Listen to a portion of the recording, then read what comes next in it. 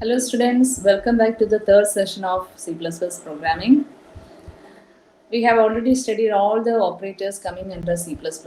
Now let's see the priority of operators, that is precedence. When we mix, uh, when we form an expression, we need to mix up all the operators together depending upon the situation. So when we mix up operators, which one will be carried out first? In maths, we have Bodmer's rule. So same like that here also some rules are there. Which one will be carried out first? So in this table you can see which one have higher priority. So definitely one hint I can give you: the unary operators will definitely have higher priority than the binary, then binary have higher priority than the ternary. This is the combination. So looking at this table, you can understand which one will be carried out first. So when we look at this first priority is for postfix expressions, suffix and then postfix expressions, plus a plus plus a minus. But then comes the prefix, then unary minus, then logical not is also a unary operator. So then comes the most useful thing is these things. So be careful about these things. Multiplication, division, and modulus have the same priority. Then only the addition and the subtraction. This is the commonly used operators. So when we look at these things, this is just like max, but here at multiplication, division, and modulus have the same priority. Then addition and subtraction also have the same priority. So there, looking at this table, look at the last one. This ternary operator have least priority. So this is the priority. If you have finding any doubts while forming the expression, you can go through this table. Now let's proceed with the next step: how we can form an expression and what type of expressions are there. See, using the already studied operators and variables or constants, we can form different expressions. When we form arithmetical expression, it goes under three category. One is integer expression, second is real expression, and mixed expression. Integer expressions means all the values coming in that are integers. Look at this example. We have a constant int count equals 4, int ij, all are integers. So using these, we are forming an expression j equals I plus count, all are integers. So we can say it as integer expression. When we look at the below example, float, QTY, AMT, total. All are float values. So we can say it as a real expression. Now it is we can mix up integers and float everything together and we can form an expression. If we are mixing up all those things, we can say it as mixed expression. Here, when we look at this, R equals P by Q plus A minus B. A and B are integers, but P, Q, R, they are floating point numbers. So this is a mixed expression. Then we can form relational or logical expressions and also component expression. Component expression means we are combining arithmetical, relational, logical, everything together. Such an expression we can call it compound expression. Now let's come to another topic, that is data type conversions. We already studied the fundamental data types. We have void, float, integer, float, then we studied double char. All these fundamental data types are there.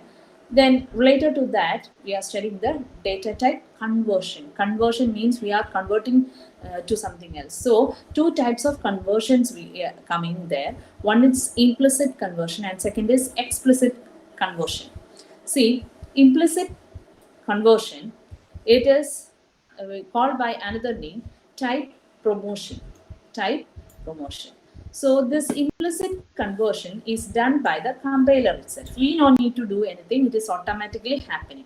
See, when an integer and a float coming together in an expression, as we already studied, integer needs 2 bytes and float need 4 bytes. So which one is the higher type? Float, definitely. So if we mix up an integer and a float together in an expression, this integer will be converted to a float. The answer will be in float because smaller one be converted to larger one. Then the answer will be in a larger one. So this both suppose we are adding an integer number and a float number. The answer we add both these and the answer will be a floating point number. So converting all operands up to the type of the largest operand, up to the type of largest operand is called the type promotion. See, after 9 you are promoting to promoted to 10.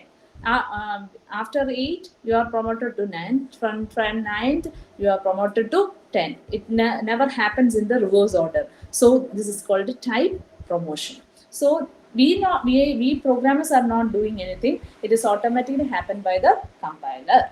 So this is implicit type conversion. Now let's look at the explicit type conversion. This is forced conversion. We can forcibly convert a float to an integer. See, look at this one, or in vice versa. Anyway, we can convert one type to the other. This is mentioned by another name, that is type casting. We are changing the cast of it, explicitly converting one operand to a specific type. Look at this expression. If we want to convert to a particular type, we can use this syntax. First, we need to tell which type I want to convert, then use the expression. Look at this example given here. Float x plus y by 2. What it is happening is, here this x, whatever it may be, suppose it is an integer, it will be converted to float. Then it is combined with the all expression.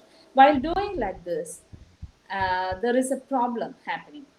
When we convert a smaller one to larger one, there is no problem.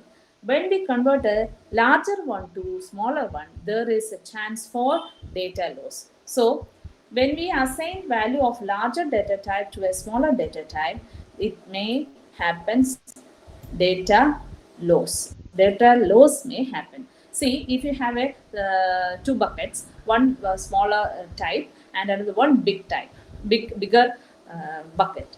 When there is, suppose there is full water in this big bucket, when we pour that water to the smaller one, if there definitely the extra water, the capacity of the smaller one is less, so extra water uh, will be go out. Okay, so if we convert a larger type to the smaller type, there is a chance for data loss. If a smaller one is converted to a larger bucket, definitely no problem at all. So if reverse thing is happen, larger one converted to smaller type, then data loss may happen. So you must be careful when doing this explicit type conversion. So difference between implicit and explicit is, implicit type conversion is done by the compiler itself. Explicit type conversion is forcibly done by the programmer.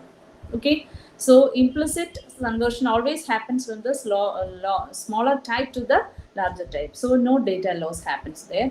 But explicit type conversion, there is a chance for data loss, because if we are converting the larger one to the smaller one, there is a chance for data loss. So that's all in this video. So we have covered up the operators and the type conversion. Now we have some more programs. In next video, I will explain the programs coming under this session. So please write the notes and also do the programs. Thank you.